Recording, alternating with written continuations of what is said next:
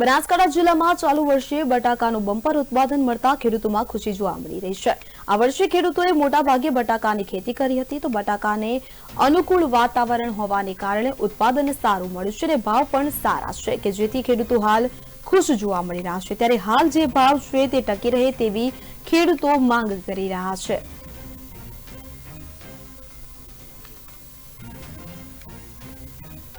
અંદર બટાકા નીકળવાના શ્રી ગણેશ થઈ ગયા છે અને અત્યારે ભાવ જો ગણવા જઈએ તો ભાવ 211 થી 21 સુધીના છે।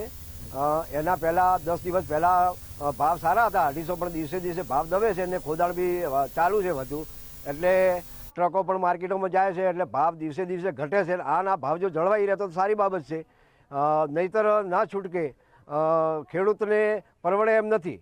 કેમ કે બિયારણ આ વખતે મોંઘું હતું, 1500 રૂપિયા 50 કિલા પેકેટના, રાસાયણિક ખાતર મોંઘું, ડીઝલ મોંઘું, મજૂરી મોંઘી, એટલે પોસાય તેમ ખેડૂતને તો નથી। જો 300 રૂપિયા મિનિમમ હોય તો ખેડૂતને થોડી મળતર રહે।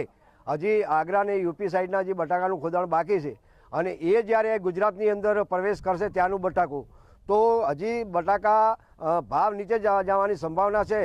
જો આ ભાવ હજી જળવાઈ રહે સારી બાબત, નહીતર જો ભાવ દબશે તો ન છૂટકે સરકાર જોડે અમારે સહાય માગવી। અંદર